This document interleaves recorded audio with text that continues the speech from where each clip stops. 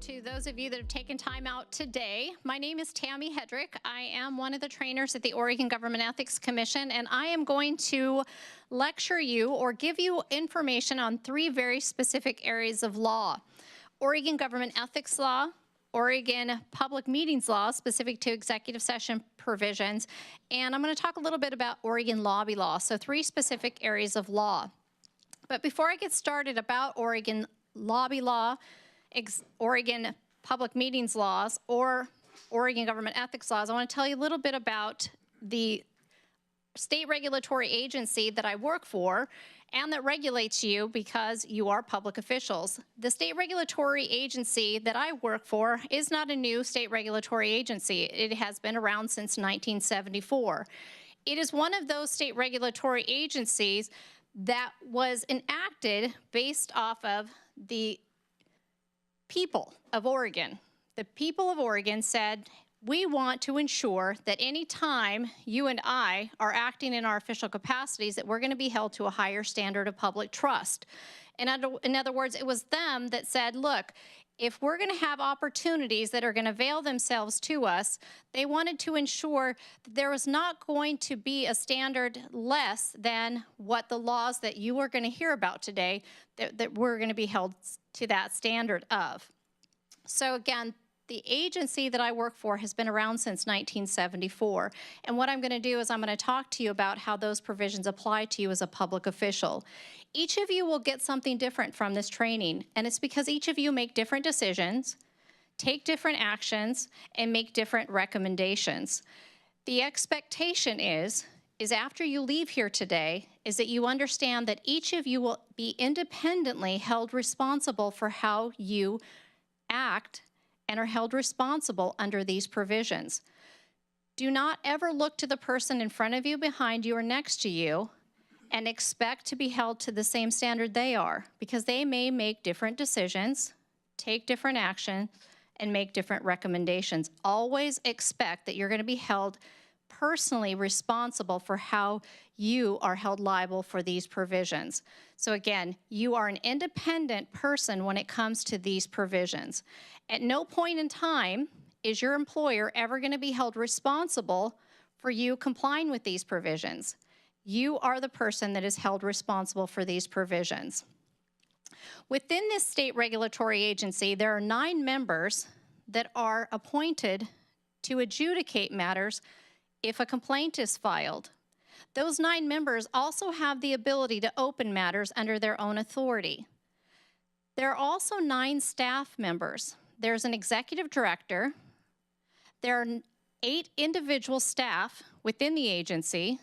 Staff are the ones that assist you if you have questions about how these provisions apply to you. Staff provide training. Staff do investigations. Staff assist you in writing letters of guidance and letters of advice. Staff are required to remain objective. Anytime you contact our office, it doesn't matter what your title is, how much you make, what types of decisions you make. The expectation is if you're asking a question based off of facts or hypothetical questions, we're going to give you advice based off of the information you're providing. We will always encourage you to ask for guidance prior to engaging in an activity. The reason for that is because we cannot give you guidance on something that's already occurred. And that's because we're a state regulatory agency. If a matter comes before our agency and we've given you guidance on something that's already occurred, that means we were not able to be objective then. So we can only give you guidance on things that have not occurred, so you should always ask before you engage in an activity. So if that means you have to tell someone in another department, I'm sorry, I cannot make a decision yet until I know how the law applies to me. If that means as a commissioner you have to say, I'm sorry, I cannot vote on this issue until I'm sure of whether I'm met with a statutory conflict of interest or not, then you need to personally make that decision that's best for you. So as you ask for guidance, always consider how it's going to affect you. Commissioners, your best defense is your agenda. You get an agenda ahead of time, you get an opportunity to review it and determine if there might be a problem for you. That's your opportunity to contact the commission and ask questions. Staff, it gets a little harder because emails come at you, letters come to you, documents come to you, and you may not be sure. And then you have someone saying, have you stamped that document? Have you processed that document? Have you ... So again, we understand that we all have jobs to do. We all have things that we're supposed to be doing. However, as a public official, as I go through the content of this information, you'll recognize you're held to a personal higher standard of public trust, but you're also liable if you violate one of these provisions. Staff are there to assist you in navigating these provisions. We have 8 of those individuals that will avail themselves to you at any point in time. I will recommend, as a former investigator for this state regulatory agency, always ask for your guidance in writing. Our agency has the jurisdiction to go back 4 years if a complaint is filed alleging you have violated any provision of the laws that come under our jurisdiction. So if you have a letter of guidance, an email guidance, written from one of our staff, whether we're right or wrong, you have the ability to follow that guidance.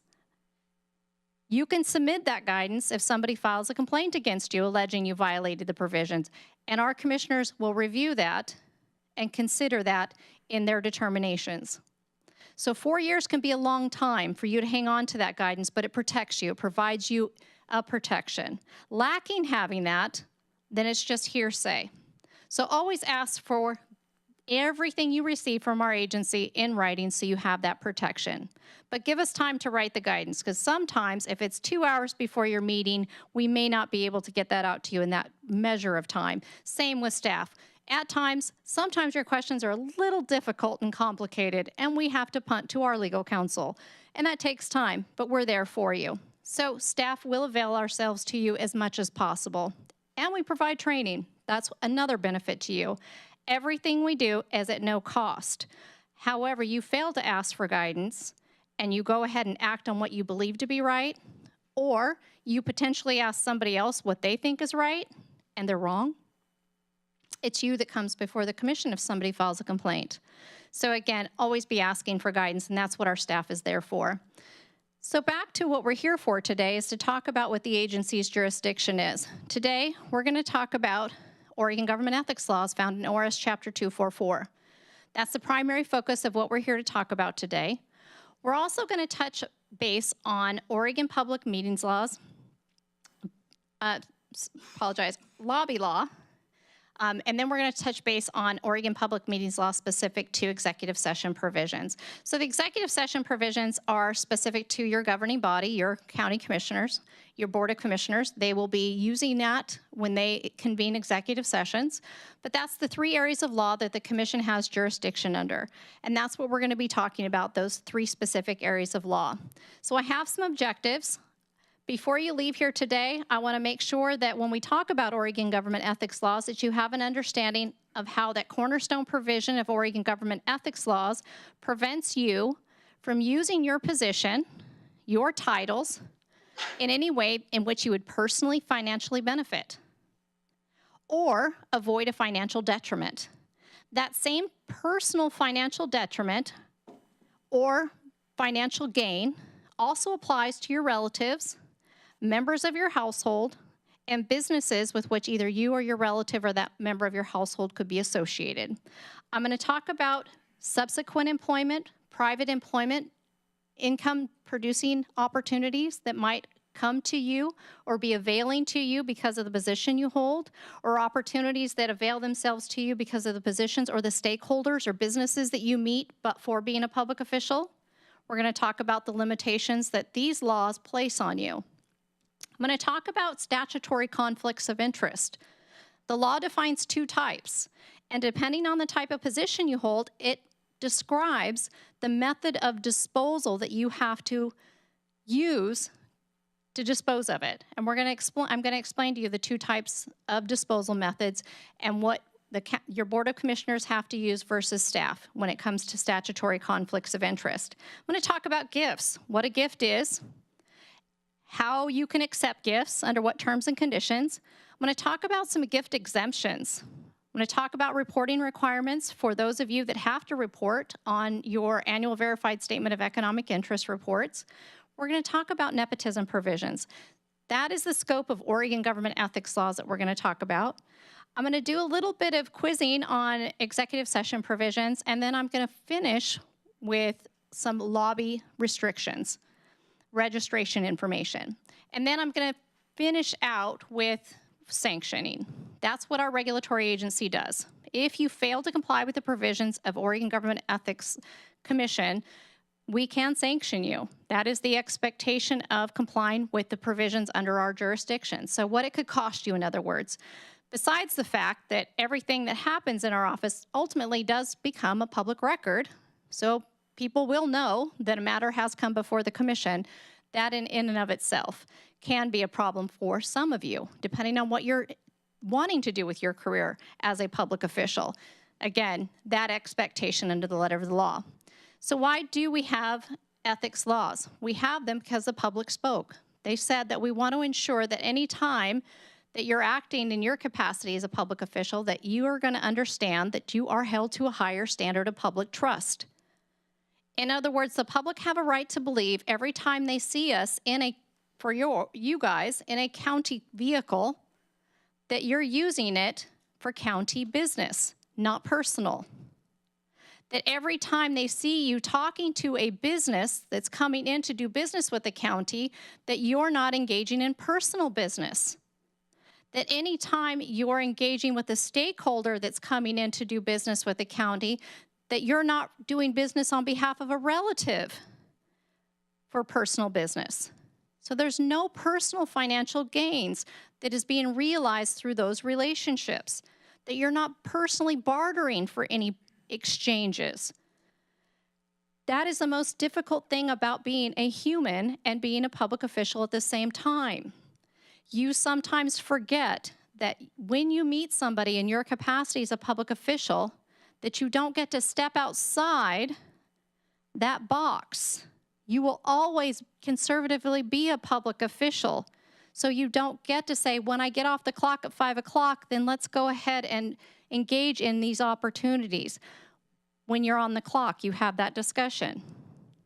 So again, as public officials, you're held to a higher standard. There are lawful financial benefits we can have as public officials, but in general, the expectation is for you to always be more conservative when it comes to the application of these laws. So the expectation is if somebody in the public walks up to you and says, are you using this resource in a way that the county is benefiting?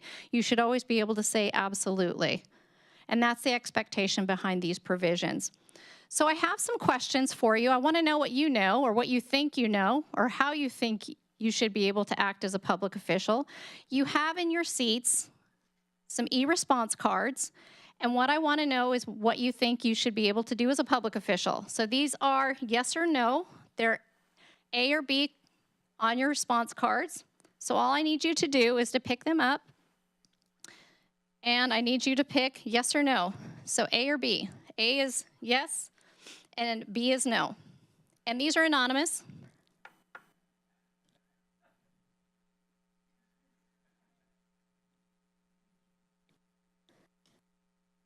So go ahead and start clicking. And if this works right, we'll see how you guys do.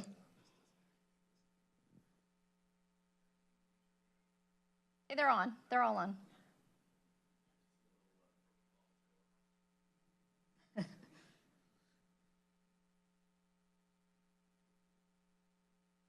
Okay.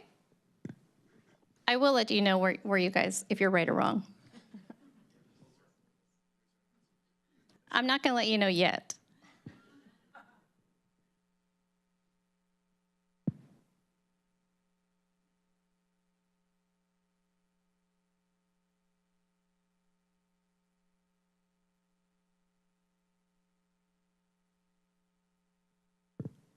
As soon as you finish reading, go ahead and answer.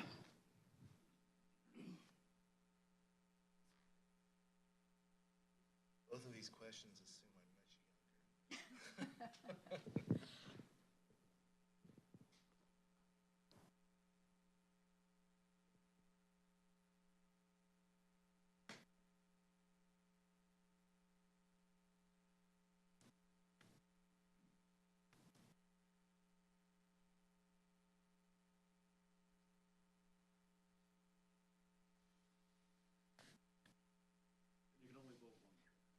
You can only vote once.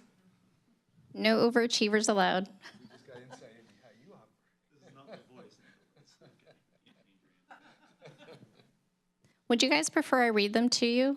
Would that go faster? No.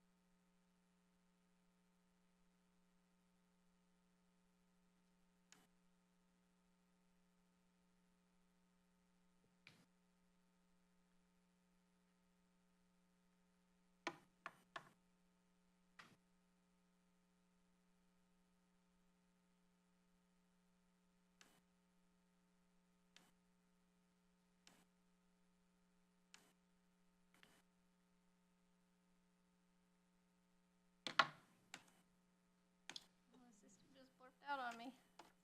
Tech support.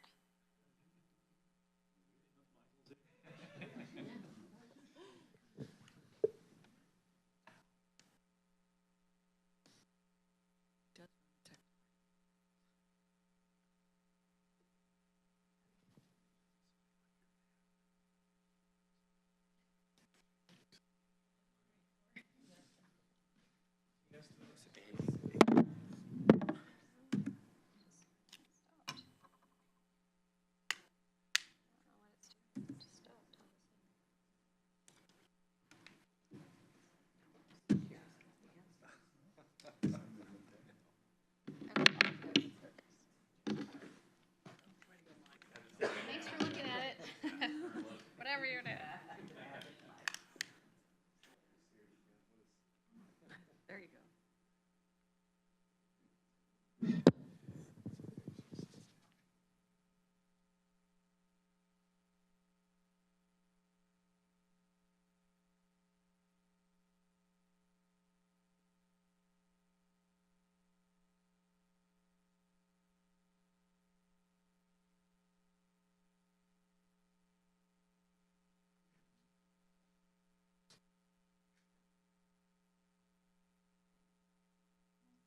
Yes.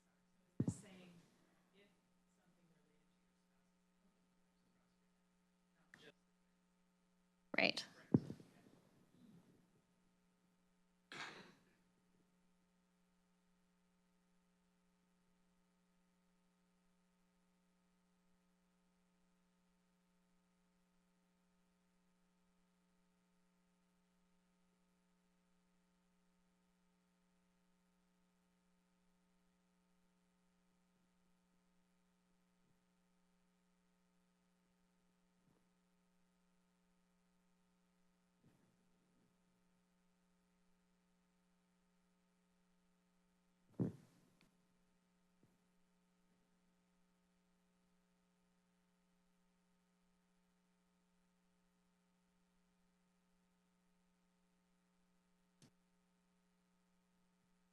All right. So there'll be a little bit of information you might learn from this training, which is really understandable. Definitions. The definitions that I'll go through will give you the foundation for the provisions that we're going to discuss. The first definition that I'm going to cover is how the law defines you as a public official. The expectation is for you to understand when are you in your official capacity. So county commissioners, so Board of Commissioners, when are you in your capacities as public officials? Is it 24/7 or just when you're in your offices? Always. 24/7. Staff, is it 24/7 or just when you're on the clock? 24/7 on the clock? It depends. It really depends. How many of you represent the county outside of your office time? It really depends. For myself, my employer does not allow me to represent the agency off official business time. Did I lose my mic? Okay. So I don't represent my agency off the time that my director tells me to. I don't get to go to dinners. I don't get to go to outside events unless my director tells me to. That's when I represent my agency. I don't hand my business cards out when I'm out at dinner. I don't go to Red Lobster and give the waiter my business card and say, hey, I'm Tammy Hedrick from the Ethics Commission. Nice to meet you. I don't go down to the state capitol and introduce myself to legislative officials. Hi, I'm Tammy Hedrick, Ethics Commission. When I get pulled over in Lane County because I was speeding, I did not give the officer my Ethics Commission business card and say, nice to meet you. I could have. Would it made a difference? Probably not. It might have, could have. I do have a get out of jail free card, but however, with that being said, it is from a judge. I don't know that it would have mattered with a sheriff. I didn't get pulled over, by the way. That was just a joke. However, with that being said, would it matter? Maybe. Sometimes, with the right person, it could pull weight. If I pushed it hard enough, do you know who I am? My name is Tammy Hedrick. I'm with the Oregon Government Ethics Commission. Do you know what I do? I regulate you. It could matter. It depends on how I push it. I could push it hard enough to where someone could really believe that I could make a difference in their life. And that's all it takes for me to use my position as a public official. Do you see how that works? As a public official, we do have power and weight. I can make a difference in your life if I go talk to a business and say, I make decisions at my agency, and this is the type of decisions I make. That's all it takes to use my position as a public official. Commissioner? I was going to mention that about 20 years ago, a state senator was driving on Highway 20 from Bend toward Newport, and he was pulled over for driving too fast and gave the officer his card and literally said, do you know who I am? Was sanctioned by the Well, there you go. I did not know that. So historical perspective there. So it's not always egregious, though. It truly is not always intended to be egregious, and that isn't my only point. But again, the expectation is anytime you're using your position in a way you could personally avoid a financial detriment, the detriment to me would be getting a ticket, a personal ticket. So always consider using your position or office in a way you would personally avoid a financial detriment. Now, if I was to use my position and say, my name's Tammy Hedrick, I'm with the Oregon Government Ethics Commission, I was talking to Adobe Connect and asking for a discount, a government discount, so our agency could get a discount on a resource that we would use for training, no harm, no foul, because it's a discount to our agency. That's perfect.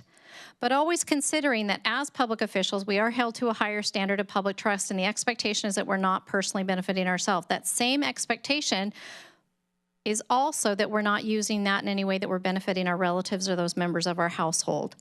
So again, some of you, the standard goes a little higher because we have Board of Commissioners here that have their faces all over media. People will know them when they walk into establishments because of the news, because of media, and maybe because they're members of their own communities or wards. That may hold true for some of you staff as well. You may be well known in your communities. Maybe you volunteer.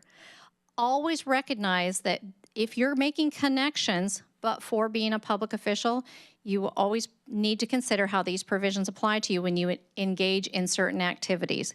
You'll always need to be asking, is it but for me being a public official, I'm getting this opportunity? Is it but for my relative being but for my position as a public official that my relative is getting this opportunity? So those questions have got to be asked to comply with the provisions that we're having this overview on today. Now, we talked about your relatives being impacted by these same provisions. Your relatives, as defined by statute, are your spouse, your children, your son-in-laws, daughter-in-laws, parents, including step-parents, siblings, including step-siblings. The same holds true for your spouse. Your spouse's parents, children, stepchildren, son-in-laws, daughter-in-laws, parents. So the same expectation under the letter of the law. Anybody for whom you have a legal support obligation to, an ex-spouse. If you're paying alimony, maybe you have to provide life insurance benefits or health insurance benefits. They are still a relative as defined by statute. Anyone that benefits from your public employment or you benefit from another's employment. For those of you that do have that involvement in your community, meaning the county, Lane County, it may be important for you to advise your relatives that you are a public official held to a higher standard of public trust and that they too cannot use you in a way that they would benefit, because it's you that would come before the commission in Salem, not here, the commission in the form of a complaint if they violate these same provisions. So you certainly wouldn't want them to say, do you know who my relative is? Do you know who they are and what they could do and how they could affect your bill, your citations? This is what they'll do to your life. This is how they'll affect you. So again, the expectation is as you go home and you advise them, you're held to a higher standard of public trust. Don't use you in any way that you would come before the commission in the form of a complaint. Commissioner? No, sir. What are the outer limits of the term relative? I don't see grandparents up there. I don't see nieces, nephews, cousins. What's the outer limits of a public official's relative? I personally, this is not a campaign statement, but you're all in my family. Woo. Where were you at Christmas time?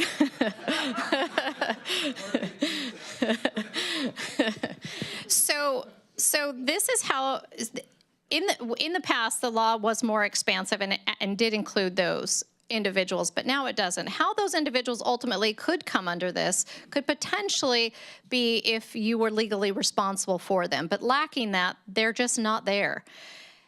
One interesting concept when it comes to your relative is there is no geographical boundary to them.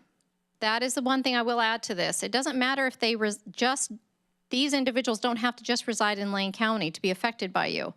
There's no geographical boundaries here. They might reside in a whole nother state and be affected because they are employed with a business that might do business with Lane County. So this is how far it reaches for you when it comes to relatives. Commissioner? I have a wife. This is a hypothetical. It's a hypothetical. I have a wife. She has a son. He lives in New Hampshire. I can connect him to the building trades in New Hampshire for work. Am I violating an ethics commission? So you I would have done it before I was a commissioner. I can do it now. Am I in violation? So could you use your position as a commissioner to create an opportunity for your stepson? No, they would be previous relationships I bring into this. In any way would it affect, so you're doing, so in New Hampshire, is really, no. Commissioner? It's, okay,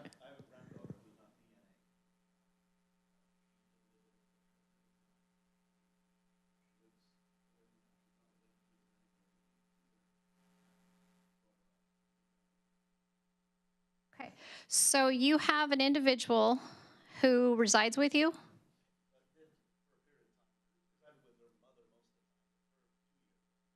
Okay, so the law also has a provision that states that there are people who reside with you that quantifiably become members of your household. So that's how a person that, as you define as a granddaughter, so may not traditionally be a relative by blood, so you identify her as a granddaughter, but if she resides with you, the law would define her as a member of your household. And there are some provisions of ethics laws that do bring her in, would incorporate her. So as I go through the provisions, you might find that at times there are going to be some considerations that you'll need to think about. So how old is your granddaughter? Just Okay, and is she residing with you currently? Okay, in California. So as I go through the provisions, what you'll want to watch is some of them will incorporate circumstances where you may want to consider, would I need to think about that member of my household? Yeah. No, absolutely. And this is where grandkids fall in. Nieces and nephews fall in. Grandparents fall in. The ones that are not traditionally in that definition of relative fall in. Right there. The niece who is not living with you, clearly is outside of the family Correct. definition, but Other relative. relative in household, Right. or member of household even. Not even, They fall out. not even a Right. blood relative or otherwise, Right. member of household. Right, falls out. So the public doesn't like that. I mean, they may look at that and say, that still doesn't feel good. So that's where you make a personal decision to be more restrictive than the law in your decision making. You get to make those personal decisions, say, even though the law doesn't require me to consider this, I'm going to go ahead and make a decision to be more restrictive than the law. And that's the other nice thing about ethics laws is they shape law where the county steps in and says, we're going to create policies. Policies can be more restrictive than the law. Lacking a policy, you fall back to the letter of the law. So Lane County has lots of policies, and that's the nice thing about those policies is they can be more restrictive. But lacking a policy, you fall back to the letter of the law. So I'll go through the last two definitions and we'll move through the content so I can get you guys out of here on time. Last two definitions are how the law defines a business and a business association. Businesses are what you would traditionally think. It's those partnerships, proprietorships, firms. It also are those self-employed entities. They are not public bodies. They are not 501c3s in which yourself or your relatives are in volunteer positions where they're not being compensated. If your relative is a paid employee of 501c3, it does become a business. Again, employees, what you're looking at is your significant other, is your spouse employed with a business that does business with the county? Do you make decisions that economically affect the business, whether it's stamping approval for permits, whatever your decisions are that you're making, that's when you could be met with conflicts of interest. Always be watching that, commissioners. Same expectation. You're looking for those situations that come up periodically where you're making decisions that would affect that business different than others. So again, businesses. Business associations, there are two types of ways to be associated with businesses, the smaller businesses and the publicly traded companies. Two ways to be associated with the private business or closely held corporations. The smaller businesses, you're a director, your relative, officer, owner, employee, or agent, or you have $1,000 invested. This is easy in these small businesses around town, in the county in and of itself. A lot of small businesses starting up, and you might be one of those entrepreneurs. That's kind of where I'm going. My retirement's not going so great, so I'm starting to branch out now. And so I'm starting to look at starting a business with my son, and it seems to be a great way to go. We're looking at doing a small business now, concrete business. We'll see how it goes. Talk to me in a couple years. With that being said, People that buy a lot of concrete. yeah, we'll see how it goes. Well, we'll be putting it in. I'm not sure how it's going to go. With that being said, investments. So if you're doing that within the county, the expectation is maybe your business might be one that ultimately does business with the county, bids on one of those smaller jobs that needs to be done, and that's how you get it going. But you're not actually pouring the concrete and spreading it. You're here back at the office, but you've got, somebody else is doing all the work, but you've invested in the business to get it going. That's me, not doing any of the work. My son will be doing it all. But I'm the one that's, doing the investment side. I'm doing the paperwork side. So that's kind of the investment side of what I'm doing. Little small company. Publicly traded, higher threshold. I'd have to be a director or officer, or so would you, and have $100,000 invested. Don't have that money, but maybe that's the direction you're at. So the expectation is you're looking at those types of businesses. And that's framing where we're going with these laws. The expectation is you're looking at how you're affecting what your job does and how you could be met with conflicts of interest or potential use of office. So I told you I'd start off with the Cornerstone Provision of Law that tells you that you have prohibitions by using your position or office, and that's this provision. It's ORS 244040. It says that you cannot use your position or office in any way that you would personally financially benefit from the use of your position or the offices that you hold as a public official. But for being a public official, would you have this opportunity? That's the test. It's that but for being a public official test. Would I have had an opportunity to this free meal? But for being a public official, would I have had an opportunity to this refund, this rebate, this discount, on and on and on, this discounted service of Apple software? That seems to a Columbia discount, get into the Nike employee store, whatever the offer is that's going around right now. Would I have an opportunity to that? Would I have an opportunity to the stakeholder that walks through the door that is giving away free firewood? Those are the questions that you're asking. But for, would I have an opportunity to every weekend go out and do private security? But for, that's the question that we need to be asking ourselves as public officials. There are lawful financial benefits that we can have as public officials. Anything that's part of our official compensation. Official compensation for commissioners. You have the lawful ability to have official compensation. You have the ability to ask for pay increases.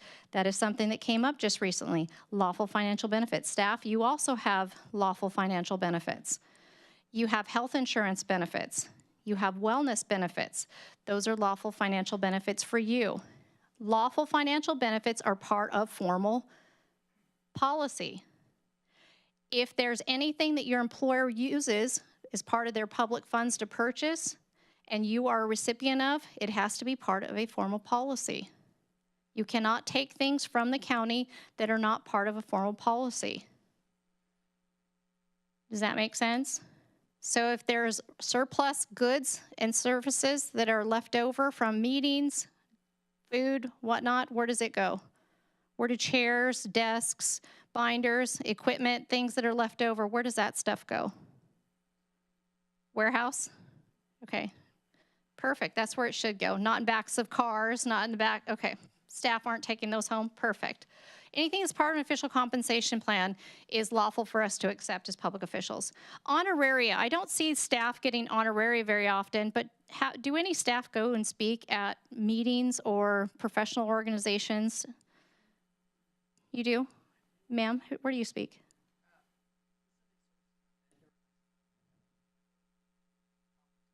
Did they give you honoraria? They gave you a Visa card? Okay. So what the law says is if we go speak at events, what we're doing is the county is saying we want you to go because we're associated with them. You're a subject matter expert, and we want you to spread the good news that we're successful in our relationship there and tell them how well we're doing. And what they do is they thank us for our time there. We're paid to be there because we're on county time, and they give us honoraria. $50 is a limitation that we can accept, and we personally get to keep it. We don't actually have to bring it back and give it to the county unless the county has a policy and says, no, you have to turn it over to us. But $50 is a limitation. That's all we can accept. And the same would be, I could see that more commonly for the commissioners. But staff, infrequently, we also do get those opportunities. I don't see gift cards as much as I used to, but that more commonly I used to see coffee cups and pens and things, but gift cards as well. So it is a lawful financial benefit. For commissioners, because you file an annual verified statement of economic interest report, if you receive honoraria over $15, you have to report it on your annual verified statement of economic interest report. But you cannot receive more than 50. That is a limitation. And my understanding is if a group invites us to be their guest at a meal or one of their events, and their price otherwise is over 50, that's the same. That is not correct. There are gift exceptions that allow you to receive more value than that, and we'll talk about those in just a second. Unless the county has a policy that restricts it. So let me state that there are provisions that allow you to receive value of more than 50 under certain terms and conditions. And I might cover that. Reimbursement of expenses. We can accept reimbursement of expenses as long as you're following whatever the county's formal policy is, whether it's the commissioners or staff. One of my cases had medical reimbursement. One of the cases had rhinoplasty, breast augmentation, and a tummy tuck. Those were unlawful expenses for reimbursement. So again, always be watching what your lawful financial reimbursement of expenses is. Don't ask for more than what your policy states, even if you feel you're entitled to it. Okay, so always be looking at what the reimbursement policy is. So if you have traveled, or maybe you're not even in travel status, but you ended up working through your lunch break and you've used county resources to buy yourself a lunch, and then you've come back and asked for reimbursement, and the person says, well, you really weren't in travel status, and you say, well, it doesn't matter, I had to work through my lunch, so I want my lunch. That's a violation of ethics laws right there. Okay, so don't submit it because that's the violation. You can't unring the bell. So don't ask for what's not lawful. Policy, policy, policy on everything. Same for you commissioners. Unsolicited awards for professional achievement. This one has a condition, but let me tell you what the law says. We can accept awards for professional achievement even if they have a personal financial benefit to ourselves. Meaning that if you were to receive an award that also included a personal check to you, so you got a plaque, said congratulations, you achieved a level of excellence. So here's a plaque with your name on it, states the achievement, and then here's a check for $25,000 for you to cash and keep. The law says if you did not solicit it, and it's the level of achievement is one that meets the qualifications of this provision, you can personally accept that $25,000 check. We had a teacher in Lebanon cash and endorse a check for $25,000 because she was Teacher of the Year. We also had a teacher last year in Portland who submitted for himself a nomination for a $100,000 award with DeWalt. Unfortunately, I had to tell them that he would not be able to accept that check because he nominated himself for the award. So the condition is you don't get to nominate yourself. Things like that are fantastic opportunities. Of the $100,000, I will tell you, $70,000 would have gone to the school, $30,000 though would have gone to the teacher. So there are awards out there, and some of them do have a personal financial benefit, and that is okay. You guys deserve it. You work hard for those nominations and that type of money. It's not a simple award to get. But the fact is it's a lawful financial benefit. So why not if it's lawful? Excuse me? Absolutely. Oh, yeah. You earn it, trust me. With that being said, you cannot nominate yourself. You can nominate your colleagues if you want. Go ahead and start nominating people if you can find them. This is where the law first carves out the lawful financial benefit of being able to accept a gift. This is where we can accept gifts. Now remember, when we talk about gifts in the law, we're not talking about public money. Public money and gifts do not go together. We never use the word gift when we talk about public money. So please, if public money is being spent, never use the word gift. Gifts come from each other, colleagues, comes out of your own pocket. It comes from stakeholders, and it comes from businesses. It never comes from public funds. But this is where the law says we can accept gifts from each other. It says we can accept gifts from stakeholders, and it says we can accept gifts from businesses. But this is where the law sets limitations. It says if the source of the offer is economically affected by the types of decisions or votes that we make, the limitation that we can accept, our relatives can accept, and those members of our household can accept is $50 in a calendar year. The law says legislative and administrative interest. But I broke it down. It says if you make decisions that economically impact the source of the offer, it's $50 in a calendar year. So if you want to make your life easy and say $50 in a calendar year and I'm done, then you can. And that's fine. If you don't want to think about it any more than that, then you're fine. $50 and you're done. One and done. $50 for you, $50 for each of your relatives, $50 for your members of your household. You're good. The law then flips and says, however, if you do not make decisions that economically impact the source, then there is no limitation. When we talk about the expectation inside organizations, for those of you that are management, supervisors, you make decisions that affect subordinates, right? So when we talk about going up the chain of command, your subordinates are affected by you, so you're limited in what you can accept from your subordinates, $50 in a calendar year. They're not limited in what you can give them. Okay? So down the chain of command, no limitation. You're limited, so up the chain of command, limitations. Laterally, no limitation. All right? So we don't want our decision makers to be too influenced at all. We don't want those influences. So down the chain of command, no limitation, up the chain of command, limitations. Then the law says there's 16 conditions in which we can accept things of value and not worry about the limitation. But these all have conditions that are very specific. Certain conditions that are set forth by law, and we'll talk about what those are. The last lawful financial benefit we'll talk about is contributions to a legal defense fund, legal expense defense fund. And this is where if you need or in need of a legal defense, so if you have a complaint filed against you with our agency and you've decided to hire an attorney to represent you, you can ask our commission to establish a legal expense fund. If our commissioners deem that you've met the criteria for it, they will allow you to then go out and solicit others and use your title and your position to do so, to gather funds, set up a GoFundMe account, and use your title to gather those funds. Otherwise, you would not be able to use your position or office in any way to solicit funds for your own legal defense. So there's another financial benefit to being a public official. So those are lawful financial benefits to being a public official. So the law frames, it says, as a public official, but for being a public official, oopsie, I went too far. But for being a public official, oopsie, what's going on here? Law says, but for being a public official, would the opportunity be available to you? And then it turns and says, however, you get these financial benefits. All right, so earlier I asked you a question. Can you come into the office? Can you bring cookies in? Can you sell them?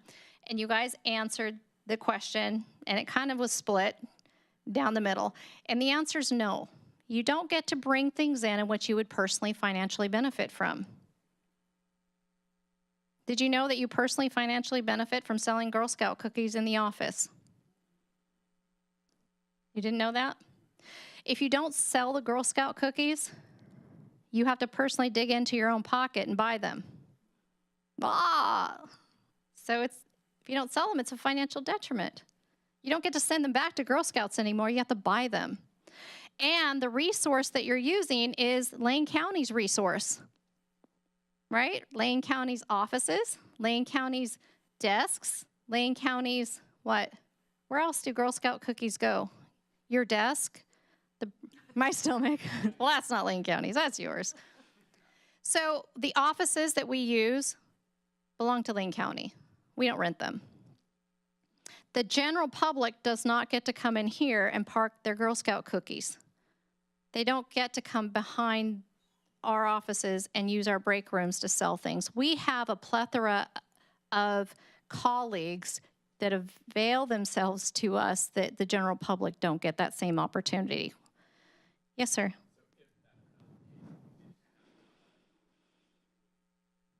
If there's no personal financial gain, so what if instead, answer this question. Use your e-response cards. So that's the next question.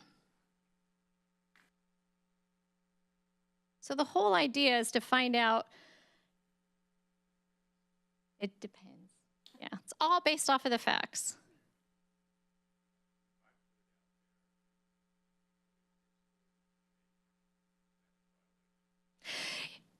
It doesn't matter whether employees are subordinate or not. The whole idea is if you're bringing something into, if you're using your position, if you're bringing things in and you're personally benefiting from the use of, your position as a public official, that's a violation. We don't get to use our employers' resources, and even our own time. So if you're bringing stuff in and selling stuff, it's often that we're not paying attention to the fact that we're on the clock, we're making change, we're, digging through, oh, I want Samoas. Hold on, can I put you on hold for a second and let me grab those for you? We're not paying attention to our job. There's so many complexities that go into that. So as a public official, I've been with the state for 21 years, and this is something I did for years and years and years. My daughter played competitive softball, and I worked for 2 very large state regulatory agencies before this one, and this is how I got her through softball. This is how I did it. I sold pepperoni sticks, chocolate bars. I did this forever, and my employer let me do it. They let me put the candy on my desk. They let me, no one ever once told me as a public official held to a higher standard of public trust, and I never thought about the fact of how I was affecting my time, my job, anything. I sold stuff right and left, and the thing is it impacts everything. And I was personally benefiting because every time I sold something, I was able to discount the amount that I had to pay for Brianna to play softball. So instead of paying $4,000 every year, I probably paid $2,600 because everything I sold benefited me, so I didn't have to pay for her to play. That's the idea behind the benefit to bringing those types of things into the office. We don't get to bring those types of things in. So if you're not personally benefiting from a sale of an item, it's okay to bring it in. It's the personal benefit or avoidance of a financial detriment that's the issue under Oregon government ethics law. That's the expectation. It's not so much, it's not a gift. That's not the issue here. It's use of office or position. It's using resources also that are not part of my official compensation.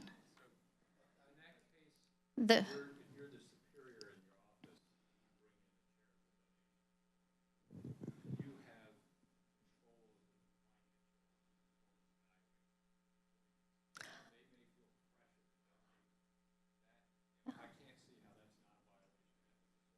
Oh, that'd be worse. Oh, absolutely. I apologize. I wasn't sure. I guess I wasn't catching on to the pressure part of if I was a superior and then I'm bringing in, oh, even worse. Yes. Yeah, absolutely. Absolutely. We did have a case. I'll digress a little bit here. We did have a case in our office where a supervisor was having her first child, and at the same time there was some hiring going on, and at the baby shower there were 2 people in kind of competition for a position. One was in a work out of class, and the one person that thought that they were going to get the job bought a car seat stroller combination for that supervisor. Well, they weren't this person's favorite. Well, they didn't get the job. And they ended up filing a complaint. Well, the pressure was, well, if I keep favoring, and they were buying this person coffee, and it was just the pressure of thinking, well, I'm going to get the job because she let me do the work out of class, and she let me do, well, she ended up picking her friend. And so it was kind of interesting, the pressure of thinking if I kept doing these things for her and being nice to her, she'll give me the job. So maybe not the same, but it was pressure. So yes, it's kind of the pressure of the position. It's tough being a public official.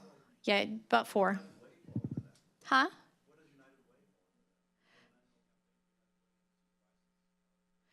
So our governor asks us to support fundraising efforts, and we do that as a state. So there is no pressure. You can decide to participate or not. You don't have to participate in those activities.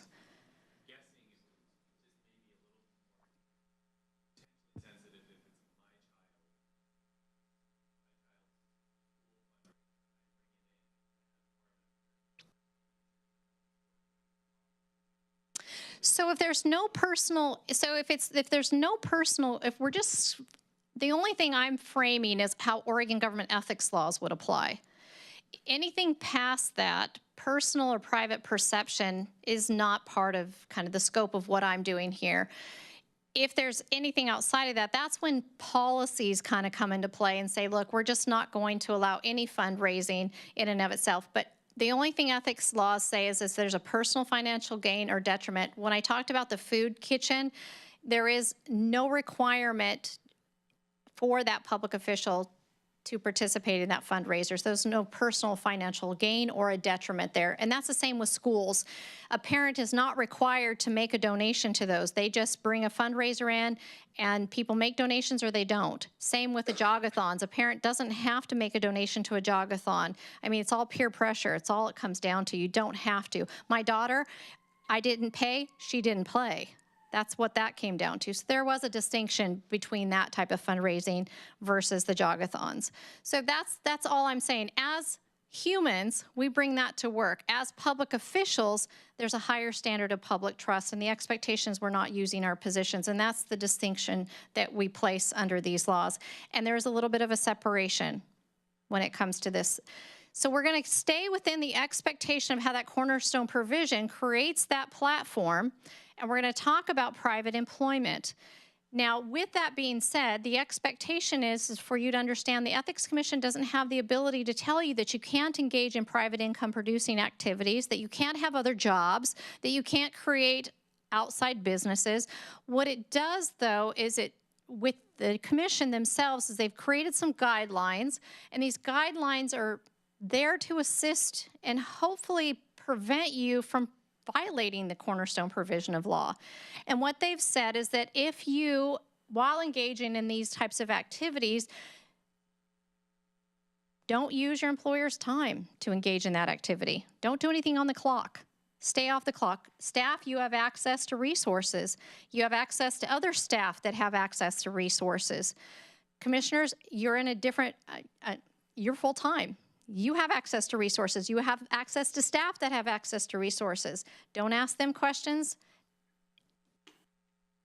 Staff don't come to your commissioners and offer them information. If you know that they're engaging in some sort of endeavor, don't exchange that type of, don't put them in a position to where they might have access to that. Don't use governmental time. That also could be a theft of time. That would be an issue. Don't use your employer's resources. Okay, absolutely no resources can be used, whether it's equipment, laptops, telephones, whatever it is. We can't use our employers' resources. Take no official action that could financially impact that enterprise. Okay, so again, depends on what the position is that you have. Use no confidential information. So again, you guys have access to a lot of information. That's why your doors are locked. That's why you have keys to get behind certain doors. You have codes to get into your computers. Disclose all statutory conflicts of interest. And for some of you, you cannot represent clients. You cannot take money and represent a client before your own governing body. Okay, so the expectation is we don't get to make money off of your own governing body. So again, there's an expectation that we don't use our position in any way we personally benefit ourselves or others. So now that you know that there's that expectation, would you answer this question any differently than you did the first time?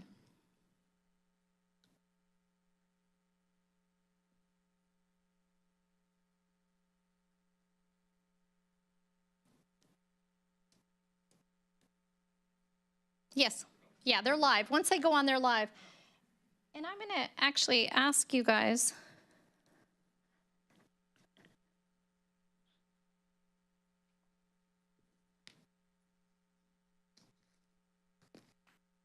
something's interrupting with the feed, and I'm actually going to ask you guys by show of hands. By show of hands, would you violate Oregon government ethics laws? Something's interrupting the polling here. Show of hands, yes. Would you violate Oregon government ethics law? Have you? Not personally, have you?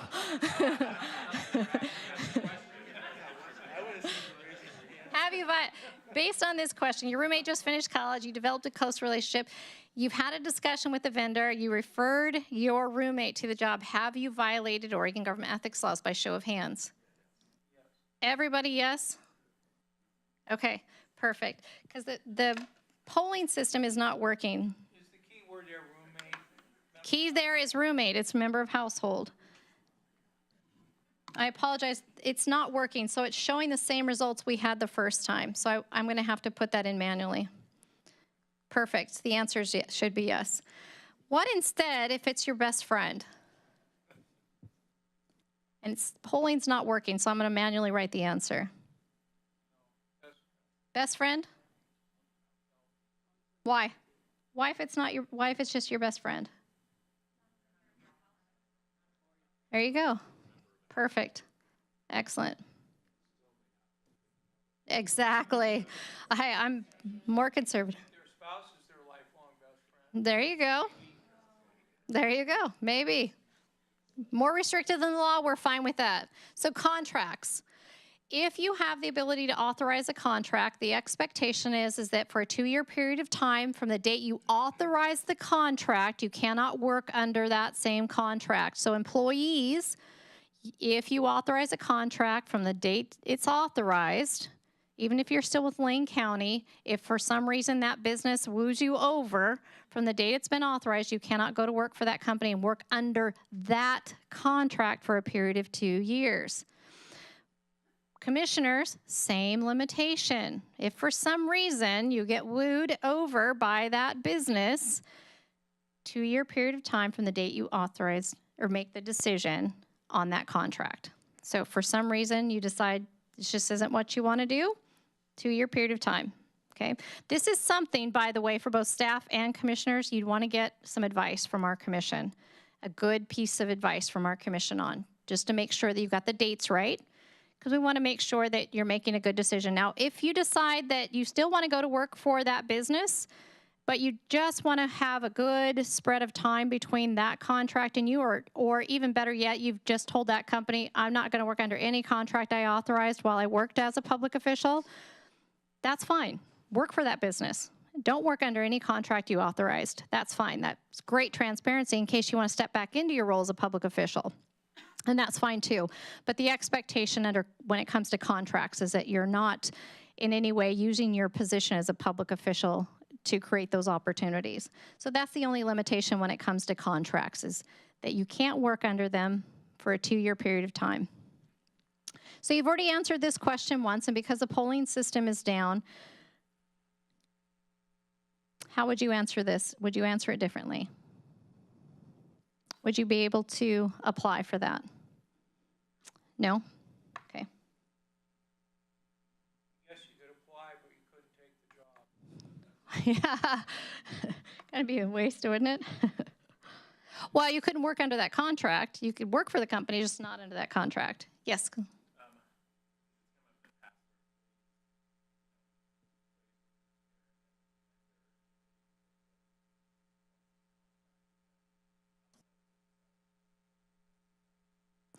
So if they're working here and they worked closely with a vendor and the vendor says, hey, we've got some side work we'd like you to work on, as long as it's not, and did they authorize, were they part of an authorizing a contract here for Lane County, or did they just work with them?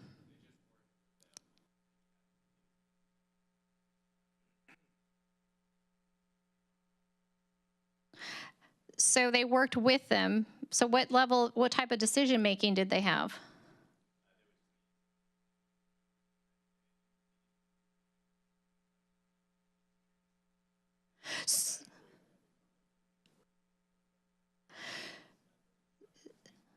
So I would really need to know a lot more about that employee before I could make a decision, because I wouldn't know if during the course of what was happening in that relationship, if there might not have been use of office issues and maybe conflict of interest issues, or if just this employee became familiar with the company, went to the company's website, found out that they had openings, applied. So I would need to know a lot more about how the employee got the opportunity and what the employee's level of responsibility was before I could make a determination. So that's too complicated of a question to answer, sorry. Commissioner? So, if you're saying what I'm about to say, I disagree with the commission. Are you Well, I'm not the commission. but I might have it completely wrong. Are you saying, I'm a commissioner, I award a $3 million contract to this group X, and I can get a job with that group X as long as I'm not working in that $3 million contract? Because obviously, see what I'm saying? There are relationships. That's a violation. Well, you cannot use your position to create the opportunity either. Understood. So there are other provisions in the law that would also shape how the opportunity availed itself to you. So no, it's not just a one and done. We're just talking about contracts in that scope. Yeah. No, it's not just a one and done. I just see, Yeah. I think the spirit and intent is what's most important. Oh, absolutely. No, it's not always one and done. So how would you guys answer this? What if you decided that we're going to come in, work for Lane County for a year, and then decided to go back? What are your thoughts? Does it result in a different outcome? No? Okay. Great. Sorry, got that side of your track there. All right, so statutory conflict. Oh, sorry, sir.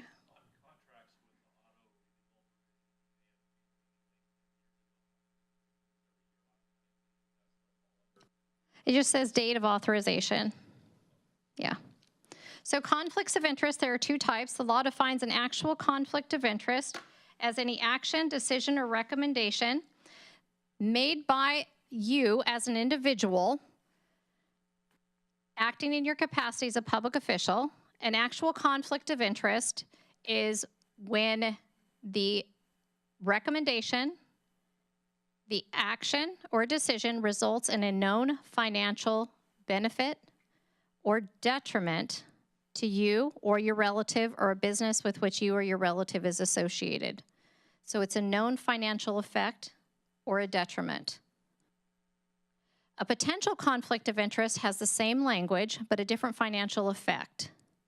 Potential conflict of interest is any action, decision, or recommendation made by you personally acting as a public official.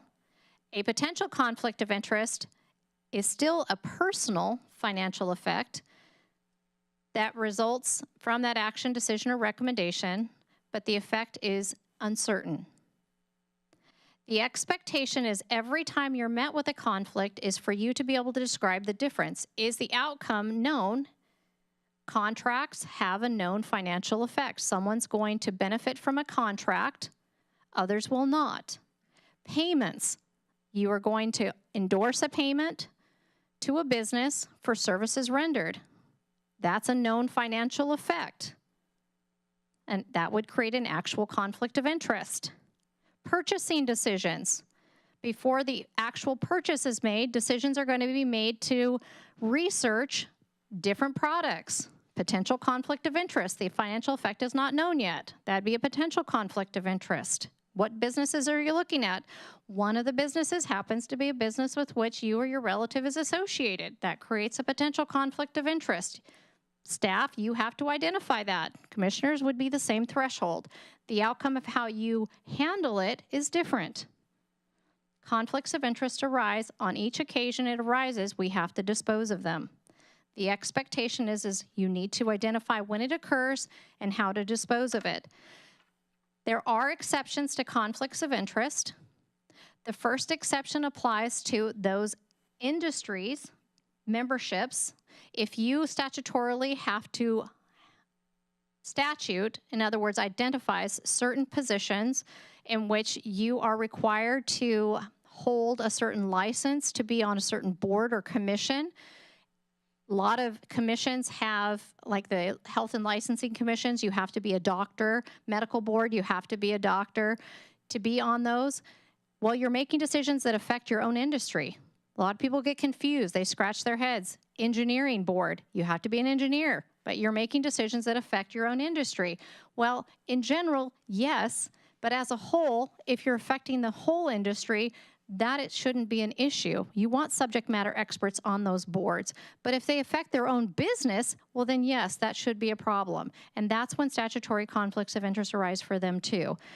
This provision, however, says if they're making decisions that affect the industry as a whole, they can be exempted from statutory conflicts of interest. Class exemptions. You have county commissioners that make decisions that affect the county in which they reside. There can be times when they'll be met with class exemptions to where they would not have to announce a statutory conflict of interest, but there'll be other times in which they personally will be affected and they will have to disclose a statutory conflict of interest. Staff will likely never be exempted from having to disclose conflicts of interest. There can be the opportunity when a public official is affected because a not-for-profit, through maybe a grant, maybe a staff person in the position that they hold, maybe a grant could be affected and it's a not-for-profit. That would exempt them from having to disclose a conflict of interest. So there are exceptions to conflicts of interest where public officials do not have to disclose those conflicts. I would always conservatively say, even if you're exempted, you could always for the record, state, although not met with a statutory conflict of interest, I'm going to go ahead and disclose for the record. Summarizing on conflicts, always ask, am I met with a statutory conflict of interest? Look and see if any of the exceptions apply, and then announce. Always announce for the record what type of conflict you're met with. Details, details, details, because the public, they're the ones that are looking for that record. If they are not present, they're the ones that are like, wait a minute, something happened. What happened?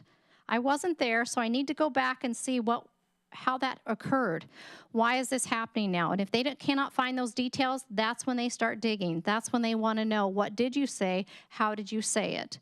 And if it's clear to them, then they're okay with it. If it's not, that's when they think something's gone wrong. So the better, more clarity you provide, the better off you are. The less likely also someone is to file a complaint with our agency. Our office gets so many calls because of the lack of clarity. You want to get things done quickly, expeditiously, and it's often to your detriment because you're so fast that nobody knows what you're saying. Oh, I met with a conflict of interest. Let me submit this and get it over with. Well, what was the conflict? No one knows. Well, my colleague knew. Knew what? They didn't document it. If it's not on paper, it just didn't happen. Okay, so again, be clear for the public because that ultimately is who you'll be answering to. So with that being said, you answered this question before. Department hires engineering consultants. Your spouse is employed with a local engineering consulting firm. Do you have a conflict if the matter comes across your desk? Yes. You guys got this good. See?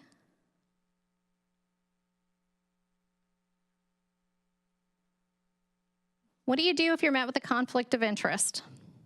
Employees, you have to provide written notice, and you have to do this on each occasion. Does the county have a policy on conflict of interest disclosures for staff?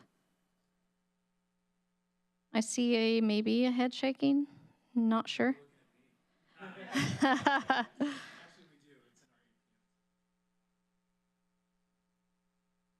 It's in there? Okay. What does it say? Okay. So is there a form that goes with it? No? Okay. So if you're going to comply with Oregon government ethics laws, all it says is that you have to provide written notice, and it basically just needs to have in it that you state who you are, what your position is, describe the nature. The nature is the details. It's who you are, what caused the conflict of interest. You were tasked with making a decision on authorizing a permit on a land use issue, or you were authorizing a purchase decision, whatever it was that caused the statutory conflict of interest. And then identify what the conflict is. Is it only a potential conflict of interest, or is it an actual conflict of interest? You were endorsing a reimbursement check for a relative who works for Lane County. Whatever the conflict of interest is what you're identifying. The name of the relative, that's what you're putting on the document. You're going to request your appointing authority dispose of it. So who's your appointing authority? When it comes to documentation, it's your manager. Is that what the document refers to, or does it refer to HR? Or does it go straight to legal counsel? Do you know? Not sure? So,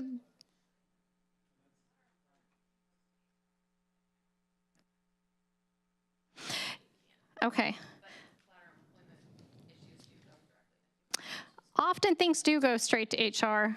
So again, the expectation is just, so often employees won't really know. And if it's not something that's practiced, it's one of those things that kind of just like, don't really know where it goes. And that's kind of okay. If it doesn't come up a lot, or if people don't know what a conflict of interest is, that's kind of where this training becomes really important for line staff, if they're really not sure. But again, we just need to make sure we know where things go. That's all, because the next step becomes really important.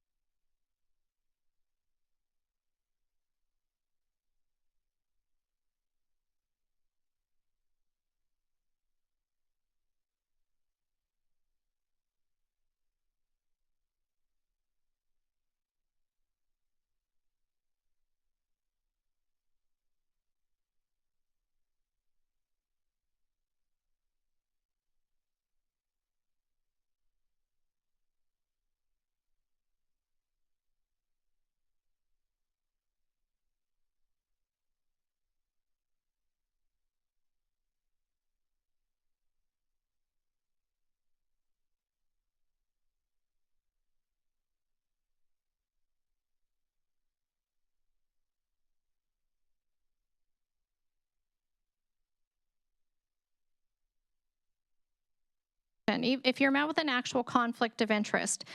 So if all the commissioners are present and you don't have a quorum,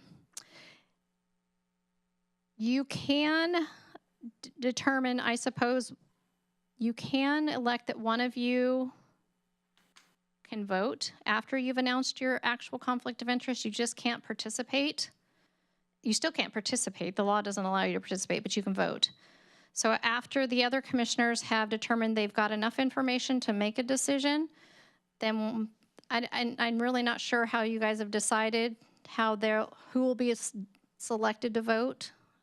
Have you guys? The way that I interpret it, if it's a very small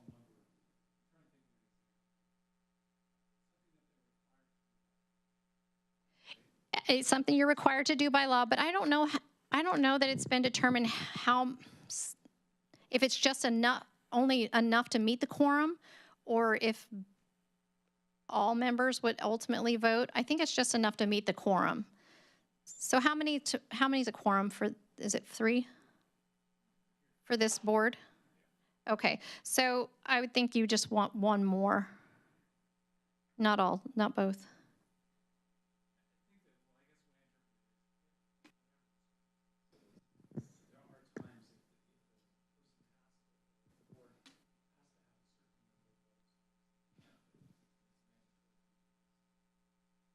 Okay.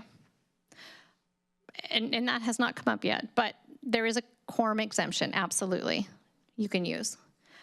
Again, the whole idea behind learning this whole practice is just take your time. Don't let anybody push you on this. When you get your agenda, pen it out, just take your time.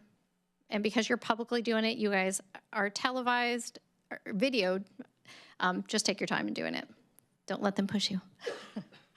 So things to consider is your relatives. So now I'm going to digress to the easy stuff, gifts. Gifts are the easy thing. And commissioners have different types of gifts that you get versus staff. Staff probably get more gifts in the long run than commissioners do, and different types of gifts, actually. So gifts are things that you'll receive from 3 different sources: each other, stakeholders, and businesses. Gifts are identified in statute as things of economic value, things that are given to public officials, your relatives, members of your household, without payment or other consideration, and not given to others under the same terms and conditions. Are there any businesses in Lane County that will give you something of economic value and nothing is asked in return? They're not asking anything in return from you. Are there any businesses in Lane County that will do that?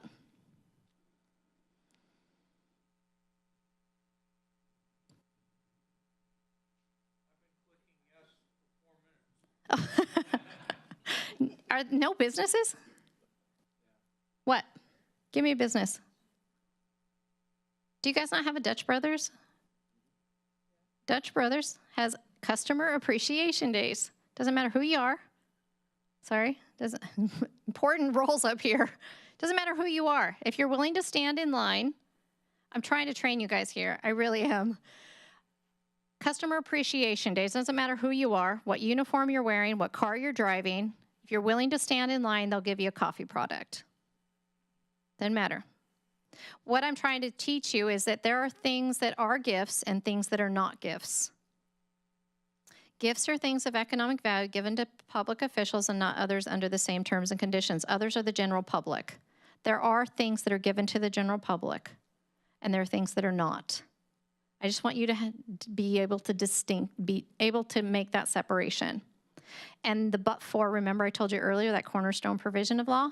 That's what I want you to be able to do. Go, is this but for being a public official? If you're in the Dutch Brother line in Lane County car and they're like, oh, you work at Lane County. We're giving Lane County employees Dutch Brother drinks today. Well, that sounds like a but for to me. However, if you're in line and they're like, hey, it's Customer Appreciation Day. Here's a coffee cup, coffee. You're like, right, awesome. I'm a consumer. I'm a customer. So there's a difference, right? That's all you need to know. But a gift under the law is something that's given to us and not others. It's also given to our relatives, members of our household, and not others under the same terms and conditions. That's all I want you to get to. So you have to ask. You have to ask. Is it given to others under the same terms and conditions? When you're at conferences, When you're at meetings, you're at meetings and conferences. Why? Because Lane County sent you. But for being a public official, would you be there? Well, the law thankfully shapes out lawful financial benefits. So it is kind of a but for, right? But they're lawful financial benefits. They're gifts. So that's all I wanted. That's all this part is about. What is a lawful financial benefit? Gifts. We can have gifts. Gifts come from each other, come from stakeholders, and come from businesses.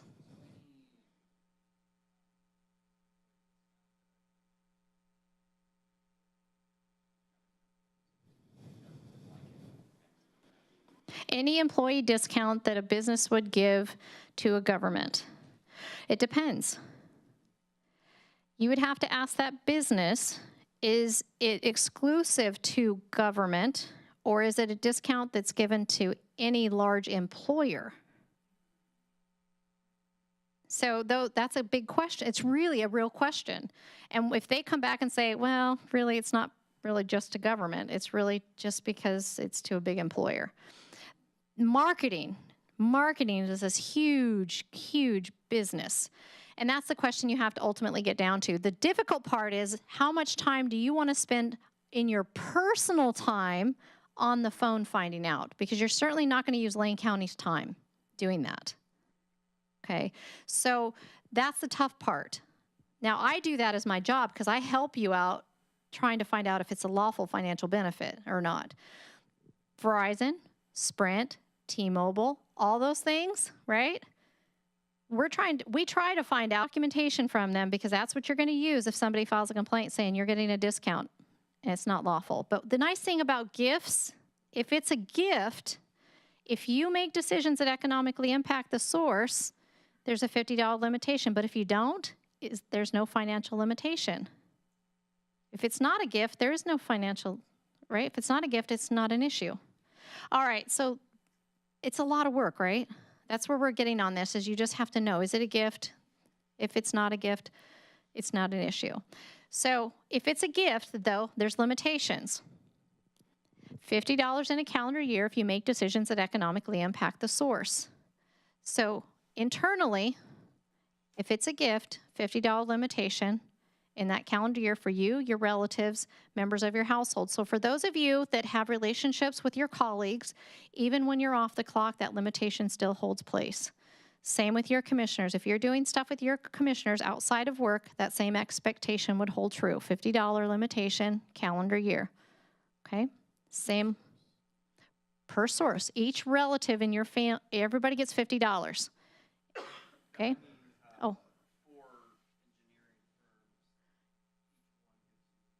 $50 from each source. Yep, absolutely. You go to a conference, every vendor at the table, every vendor in the conference room, if you make decisions that economically impact them, $50 from each table. You bet. Unless Lane County says, no, don't take anything personally from any of those vendors because we don't want any perception of favoritism. Commissioner? No? Okay. Dutch Brothers. Take it. No brain work there. Who cares? $50. I'm just going to stick to that. Yeah, that's why I said, don't worry about it. Take it. Who cares? Yeah, it all comes down to that. Legislative and administrative interest is that legal language, in that gift language, in that cornerstone provision of law that makes this a lawful financial benefit. It's that economic interest. I broke it down. I made it easy for you. It says, means an economic interest distinct from that of the general public. The general public are the people out on the street. It's not other public officials. It's not other state workers. It's not other city workers. It's not teachers. It's the general public. It's not public officials.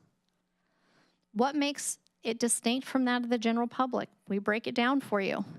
Refers to the economic interest held by the source of the gift. You have to know the source. It may not be the person handing you the gift, okay? You have to know who that is. It may not be the rep at the conference. It may be the ultimate business, the engineering firm, not the rep themselves. Economic interest, any financial gain or loss that could be affected by your decisions or your votes. Distinct from that of the general public equals the economic impact on the specific person that business or the group that are not experienced by members of the general public alike. So again, the expectation is individually we make these decisions, not the county as a whole. When I first started with the agency, it was how the county's decisions affected us, but now it's us independently. So how you might be able to get something from a vendor at a conference may be affected differently than the person sitting next to you. Okay, so the expectation is when you go to conferences and you get those swag bags, you might be able to accept the raffle tickets where other people that go with you may not be able to. Votes and decisions. Your commissioners make decisions and vote. Staff, you only make decisions. So the expectation is you know the types of decisions that you're making and how they affect others, whether it's colleagues, stakeholders, or businesses. Only you know the scope of what you do here and how it affects others. Economically affects others. You need to know who the source of the gift is. It's the ultimate payer. If you don't know, what are you going to do with the gift? Give it back. What if you get a gift basket full, a Harry and David gift basket, and it has macadamia nuts, coffee, it has pears, it has oranges, it has marmalade, it has crackers. What are you going to do with that? Huh? Eat it? Share it? Who gave it, I guess? We don't know. Just came, it's all wrapped up in cellophane, just came, administrative staff brought it to you and said this came for you. No way to give it back. You don't know who sent it. What was your? Oh, and you also got a tin of holiday cookies too. What was that? Make it available to everybody? Okay. So what I would do is if I didn't know, okay, I've been here 11 years, what I would do, if I didn't know who it came from, I'm going to tell you what to do with it. What you're going to do with it is you're going to actually take it to somebody else in the office and you're going to say, this came in. I have no idea who the source is. If I don't know who the source is, I can't reasonably know. Okay, so I don't know who the source is. I'm going to go online. I'm going to find out what the value is. Because what's my value limitation? $50, right? I'm going to look it up. If it's Harry and David, it's easy to find because they're online. A basket of that size is going to be about $138. I know it's more than $50, so I know I can't personally have it. I'm going to look up the tin of cookies, and I'm going to look, because the law says I have to know the aggregate value. So I'm going to look up online aggregate value for the tin of cookies. Tin of cookies is $38 because I'm going to look up several sites. I'm going to look at Walmart, Target, Safeway, whatever wherever I can go. I'm going to get a couple values is what I'm looking for. And then I'm going to print those out, or I'm going to write them down, whatever I need to do. And then I'm going to go into my boss's office and I'm going to say, okay, this is what I got. And this is what I'm going to go with. Because if somebody files a complaint, I did a reasonable attempt to find out the value of these things. And what I know is I can't have the Harry and David basket because it's too much. So I don't know who to send it back to because there's no return envelope. So what I'm going to do is I'm going to give it to the Oregon Government Ethics Commission. My bosses go, we don't want it. So I'll donate it. I'll donate it to a charitable food drive. Okay, go on your lunch break, donate it. That's what I'm going to do. I'm going to get rid of it. But what I'm going to do is I'm going to ask my boss to sign off that I'm donating it. And when I get to the site to donate it, I'm going to ask for a receipt that I donated it. So that's what I'm going to do. It's a lot of work, but that's what I have to do. I can't return it. But if my boss wanted it, I would let him sign off that he took it, and he could put it in the break room, and he could take of it. Cookies, I could personally keep them, but we have a policy that we can't accept anything. So there goes the cookies too. They're going away. So I can't personally keep them. I can't give them to my colleagues. I can't put them on the front counter because I'm still receiving them. And then I'm deciding what to do with them. So they have to go away. Everything has to go away. So that's the expectation. If I don't know where it came from. I had a lady who had come to my training. She went to a conference and gave out her business cards, and she got a Kindle in the mail. And she said there was no return anything on it. And she said, but however, one of the supply companies that she orders from, she remembers talking to the representative. She remembers some of the stuff being on the table. She goes, I'm almost 100% sure it came from them, but I can't get him to return any of my calls. And she goes, I can't keep it, can I? And she goes, do you know if he's the source? And she goes, no, but I also put my business card in these other ones, but I don't know. And I go, well, then what are you going to do? She goes, I'll get rid of it. So again, the expectation is if you don't know, don't keep it. Be more conservative. Yes. Then it belongs to Lane County, and Lane County decides what to do with it. Yeah. If it comes to you, it's yours. Yeah, yeah. Absolutely.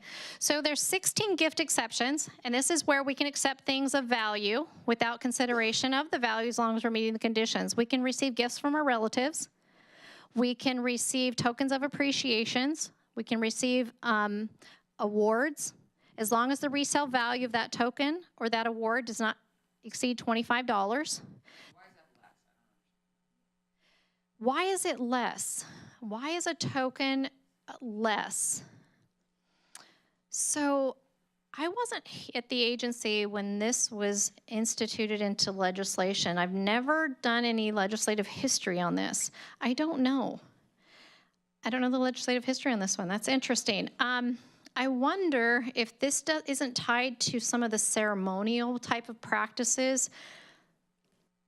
Where I see this one applied often is, well, yeah. I don't know, actually. I see it applied often when, like, our school, our representatives go out and work with, like, the tribes. They get the Pendleton wool blankets and things like, I don't know, actually. Does it apply internally? So where we struggle is, like, employee appreciation gifts. Mm-hmm. Say we want to give employees a jacket that's, $30 that says. We don't use gift, never use the gift language when something comes from public funds. A benefit of employment, so official compensation. So that, a jacket could come through just a benefit of employment. So their official compensation could be award of professional achievement.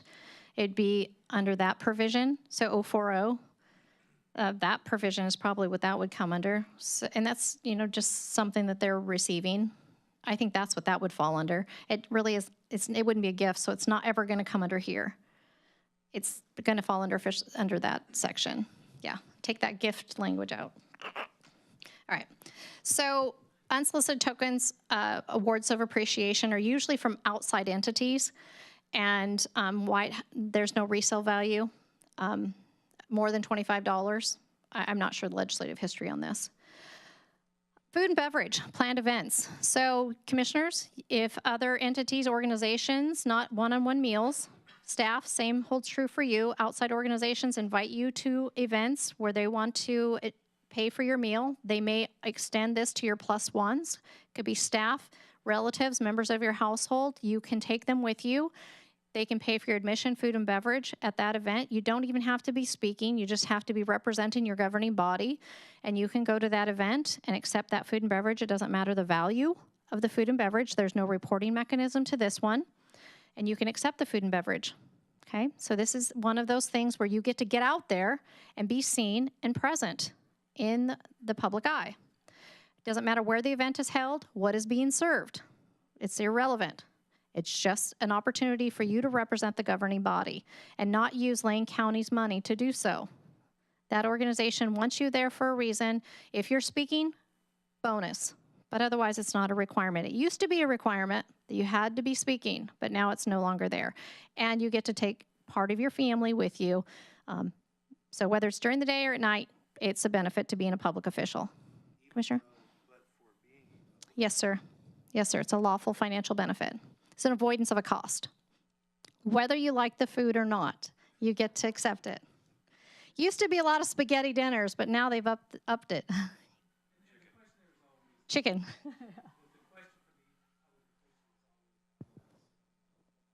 Which one? Absolutely. You have to be representing your governing body. This isn't where you just get to go on your own accord. You have to be representing your governing body. That's why I mentioned earlier, I don't have the authority to accept invitations on my own accord. I'm told that I'm going to go, or it's in my official job description to accept these opportunities. Yeah.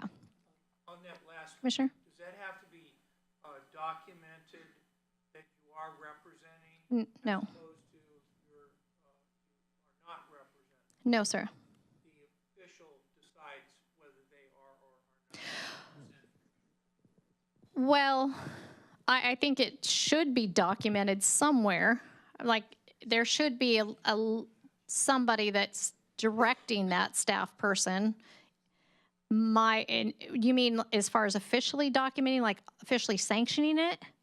Should there be something documented there? The department directors say, it's really important that we be represented at this Oh, gathering, therefore I am designating that you attend that. Or in the case of the elected officials, the Board of Commissioners appoints a representative to an organization, and we've made a list of those, and we do that. so statute does not require that to be sanctioned. But that'd be a good internal policy to make sure other people are getting opportunities to that. Yeah. Question?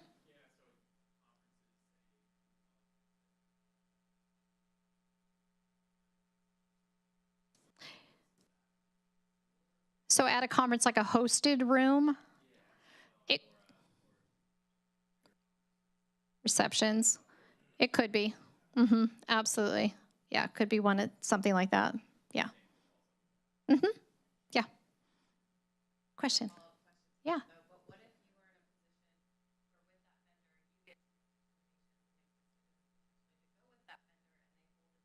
It's okay. It's okay.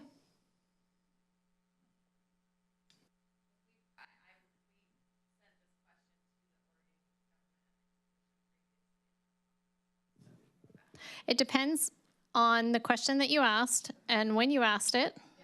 So this provision has been carved out for a while, and I don't know the scope of how the question was asked, but this provision allows a public official to accept admission, food, and beverage at a planned event. It's not a one-on-one meal.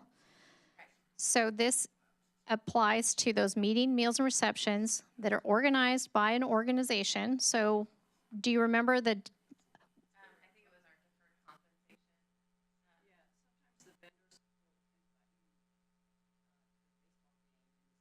Okay, that's different. That's different. Or not an event, not the baseball game, maybe just as a dinner or a lunch.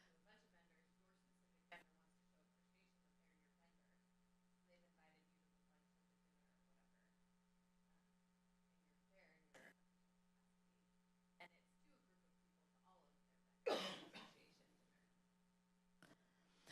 So that would... I'd have to know a little bit more about that one. And so that might be one to retouch after the training, just due to the scope of time we have. So we'll touch on that one afterwards. Thank you for that. I'm not sure that that's this provision, though. So food, beverage, food, lodging, and travel expenses. This might touch on, Commissioner, what you may have been asking about. This one allows us as public officials to accept food, lodging, and travel paid by another government entity, Native American tribe, not-for-profit 501c3 organizations, and membership associations, even if Lane County does not pay dues to that specific membership association, as long as another public body in Oregon pays dues to it. So this is a great opportunity for both commissioners and staff to gain opportunities for training, fact-finding opportunities, gaining opportunities for training when you're not using public funds, meaning Lane County's money to travel to conferences in other locations that you normally wouldn't get to go to. If you can use another government's funding source, a membership association's funding source, law enforcement is one that kind of comes to mind. Those are great opportunities to not tap into your own funding sources. Use their scholarship money if they have it. They're willing to pay for it. Use it. It's a great opportunity. They pay reasonable expenses. You can accept it. Again, lawful financial benefits to us as public officials. This particular provision has a condition. It says it has to be officially sanctioned in advance. So staff, you have to have this officially sanctioned, but it also has food, lodging, and travel in it. It says we can accept reasonable expenses. It has fact finding in it. Your commission, you would have to have it officially sanctioned, and one of you would have to whoever chooses to use this resource, this condition, your other commissioners would have to officially sanction it. So it is one that you guys would have to ultimately sanction. So it is one that does require authority. But again, the lawful financial benefits are there to us as public officials to travel to other locations. There's no geographical boundaries to where these locations are either. It can be in other countries. It really is irrelevant to where these trainings or these opportunities to learn more about how we can affect our own communities as public officials. Travel to and from other locations within the state of Oregon if it's a training opportunity, or maybe other counties if you're doing some good practice sharing. If you don't have the ability to travel in county vehicles or your own personal vehicle and you want to go with another county commissioner, you're welcome to use their transportation as long as you're going to and from the same location. Three other, fill the car up. So again, benefits. Incidental food and beverage is a lawful financial benefit as a public official. We can accept incidental food and beverage at events. Incidental entertainment, I have no idea what it looks like. I've heard it's out there, but it is a lawful financial benefit. Ceremonial entertainment is also a lawful financial benefit. County Commissioner, I think you guys would likely potentially be able to stay at a venue that has entertainment as long as you're there in your official capacities. Staff, I don't see that too often for you, but if you are there, you can stay for the entertainment. Outside of that, you would not be able to stay for entertainment. If it's a ticket given to you to get into the county fair and the value is under $50, you could accept it. But if it's over that, then it would exceed the gift limitation for you. Informational program material, continued education credits, those are lawful financial benefits. If they're information for you to do the job you do, you can lawfully accept it. Legal expense trust fund and campaign contributions are gift exceptions. They are lawful financial benefits. So those are things that we can have as public officials. If you're offered a gift, is it even a gift? If it's not, don't worry about it. There's no limitations. Unless Lane County has a policy that exceeds what the law allows, you fall back to the letter of the law. Do any exceptions apply? If they don't, are there limitations? So the expectation is that you always have to ask, as a public official, are there going to be limitations applied to me? So now that you know there's those limitations, if you're sent to a conference, a vendor's handing out swag, and there's both public and private individuals at that conference, is it even a gift? No, you're right. It's not a gift. What if, however, it is just county employees? Is it a gift? Yeah, perfect. I'm gonna shoot through here. Oh my goodness.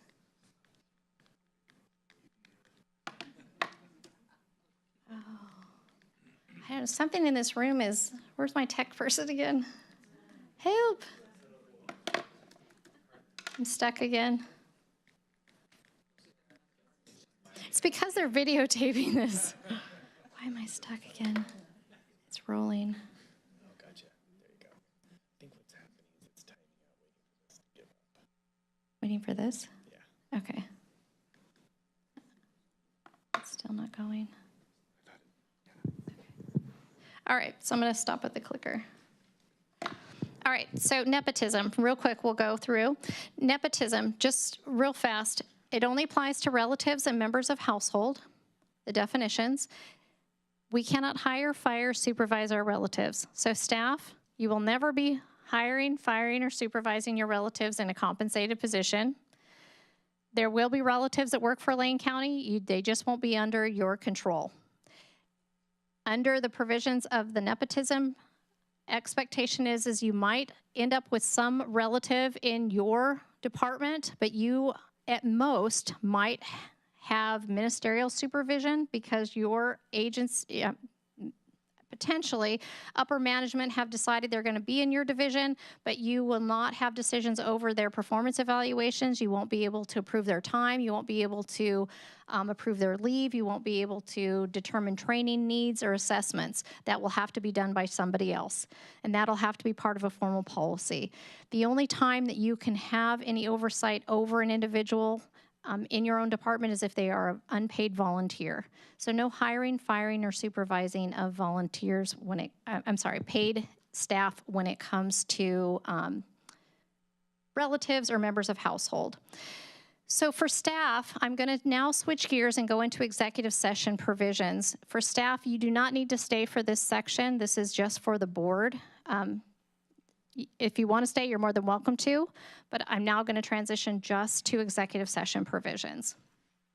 So executive session provisions, public meetings law. Specific to the public meetings law, this is going to go quickly. I just want to remind you, because you have legal counsel, you have the ability to refer to them, they review your agendas. I just want to make sure you recognize that executive session provisions are very limited in scope. The expectation is that they can only be held under the permissible purposes of ORS 192660. Each prerequisite has to be met before you can convene executive session. Legal counsel, do you review the agenda before each meeting? You are calling the exec session. Oh, so you do the notice.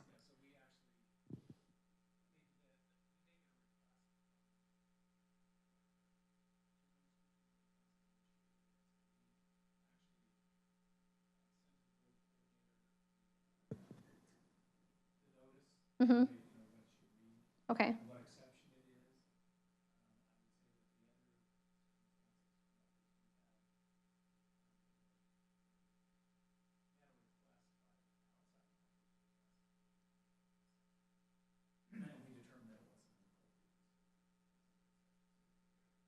Okay. All right. So what that means is that the responsibility ultimately, though, falls on your guys' shoulders to recognize that the permissible reasons, I mean, it all falls on your shoulders. I mean, you have legal counsel to back you up.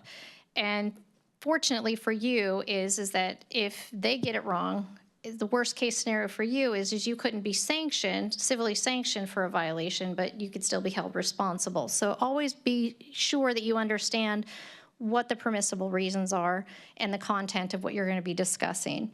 So as I'm covering these major bullet points, just understanding that the full responsibility of these provisions do fall on your shoulders solely. Topics discussed in executive sessions are limited to those topics expressly permitted by the executive sessions. Do not get derailed. Don't get derailed in an executive session. Even if you're like, as you're new, it's tough, but just be real careful. And you have seasoned commissioners, and they're going to help you not get derailed. But just be careful not to get derailed in an executive session. It's well, I have one more question, or wait a minute, is this the same as this other thing that we had talked about? Just be careful not to get derailed in an executive session. And again, you're at all their meetings too, aren't correct? So that's very helpful. You'll have that assistance too. Don't just cross-discuss in an executive session. Be really careful not to do that. Don't try to have multiple discussions in an executive session. That happens a lot.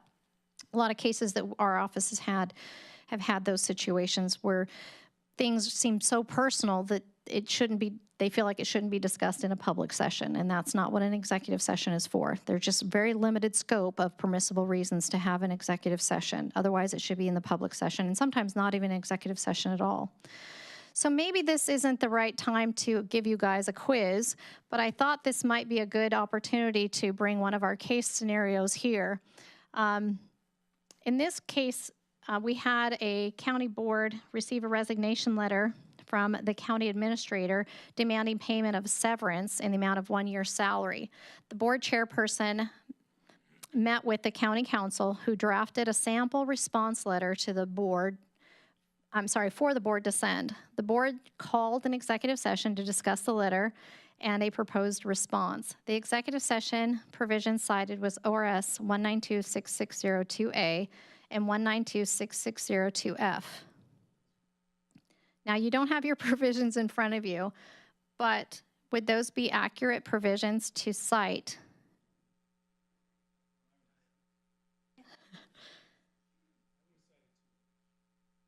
Okay.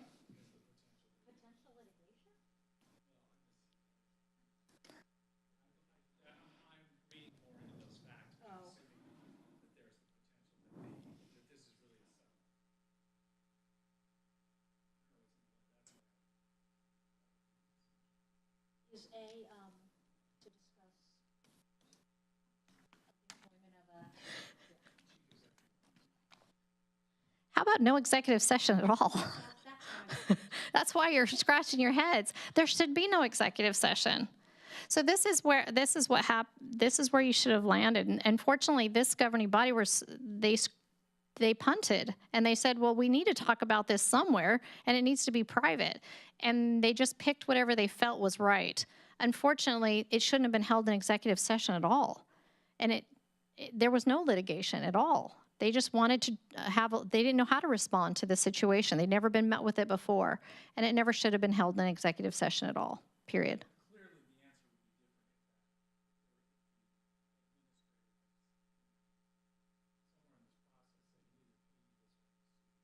Absolutely.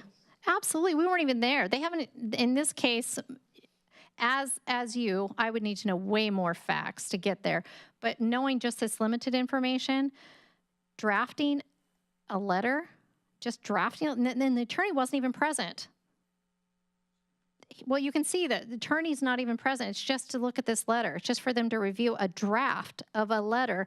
And so they were using this provision to review it. And I thought, wow, that's really strange. Dana? I don't know if you're gonna address this, but the bottom paragraph there too. Mm-hmm. They're not allowed to make decisions. No. Yeah, lots of problems with this executive session. So this is an executive session that a lot of things went wrong in. And so as commissioners, this is where you have this pause. This is where you personally stop and go, wait a minute, there's a lot of things happening wrong in this meeting. And thankfully, this is already going to happen for you because you're going to have seasoned commissioners and you have legal counsel that's going to stop this way before this ball gets rolling. And you have others that have way more seasoned. This one went really wrong, really fast in so many ways. And I can't imagine that their legal counsel would have sat on the side and said, no, it's okay to do this. Unfortunately, their legal counsel doesn't come to all their meetings in this situation. But again, you personally, if you think things are going wrong, regardless of whether anyone's advising you, that's where you say, for the record, this is who I am, and I'm going to leave the meeting now because we're no longer on topic. And then you just leave the meeting. You take personal responsibility for yourself. You as a member of a governing body, take personal responsibility for yourself in that meeting and leave. In the hypothetical, Mm-hmm. I guess is a real. It's real. Okay, in the real thing, the second sentence is, the board chairperson meets with county council, who drafts a sample response. Is it the county council drafting the letter? And is that a relevant fact to the scenario? Doesn't sound like it's a relevant fact. Whether there's a letter written or There's a letter. right, that's irrelevant to the outcome. There's a letter. They wrote a draft letter for them to review to decide kind of which direction they wanted to go. And so the chair decided they wanted to use an executive session for the rest of them to review to decide if they were going to, give this to the administrator. Have a lawyer draft the proposed notice to the public and board That I don't know. to ask the board chair, make sure. Yeah. Yeah, that I don't know. Yeah, this I don't know. A couple of extra Steps. Yeah, no, and that's really important. I think it's interesting, though, that things can go really wrong quickly. But what's more interesting is that each of these individuals went along for the ride. Nobody stopped and said, can we do this? And so we have I think there's 5 individuals here. It's just unfortunate, I guess, in the long run here. It's just unfortunate that these individuals don't see that their public officials held to a higher standard of public trust and that they, as a governing body, can use a closed session, but they used it in a way that was not permissible. So that's all the emphasis of this executive session training is just a reminder that you are personally liable under these provisions just as much as you're personally liable under Oregon government ethics law. You have a strong legal team availing themselves to you. You have strong, seasoned commissioners that also avail themselves to you, but you still are personally liable for these provisions. That's the impact of kind of what we're here to talk about today on that information. Now, who are our lobbyists that are here? Did either of the lobbyists come today? Okay, so they're in Salem lobbying. Okay, so we'll bypass the lobby stuff. Let's talk about sanctioning really quick and we'll get you out of here. So sanctioning, we are a state regulatory agency. Oregon Government Ethics Commission, the only way you can come before the commission is a signed and written complaint. Signed and written complaint or own motion. We do not open complaints based on how people feel about you. It has to be based off of facts. A reasonable belief is the threshold that has to be met. So it's not a lot. If the director receives a complaint and that reasonable belief is met, a matter is opened. The investigator that's assigned to it has 30 days to write up information that the complainant has provided. You'll have 30 days to respond. You are a respondent. After that 30-day period of time, pen goes down. We can't write anymore. That information will be given to those 9 commissioners. They meet about every 5 to 6 weeks. You'll be invited to the meeting. The matter will be heard. It'll be heard in an executive session. It's a closed meeting, as you commissioners know, and then they'll discuss whether they're going to dismiss the issue, move it to investigation, or they'll choose not to vote and it'll die a statutory death. If it goes to investigation, if it goes to plenary, it's 30 days. If it goes to investigation, we have 180 days. At the investigative stage, you have the right to settle the matter. That is where you agree to the terms of the allegations, and then you can ultimately negotiate the sanctioning, the civil sanctioning. Civil sanctioning is for ethics violations, $5,000 per violation. If you egregiously violate that Cornerstone provision, it's $10,000 per violation. Executive session violations is $1,000. If legal counsel has advised you and you followed legal counsel's advice, you would not be civilly sanctioned, but you'd still be found in violation. You can, under ethics law, you can be given letters of reprimand, education, and explanation. So there's always a form of sanction if you're found in violation. So the expectation is that you are always complying with those ethics provisions, Oregon Public Meetings Law specific to executive session provisions. As a public official, you're held to a higher standard of public trust. The expectation is you're always asking for guidance. Also complying with Lane County policies, because policies are a condition of employment. If the policies are not as restrictive as ethics laws, you fall back to the letter of the law, right? If there is no policy, fall back to the letter of the law. If you're not sure, fall back to the letter of the law. Always fall back to the letter of the law. Thank you guys for sticking around a few extra minutes. Lots of great questions. I appreciate your time, and thank you for holding on during those kind of computer blurbs I had. Again, my name is Tammy Hedrick. Thank you for your time. Have a great day.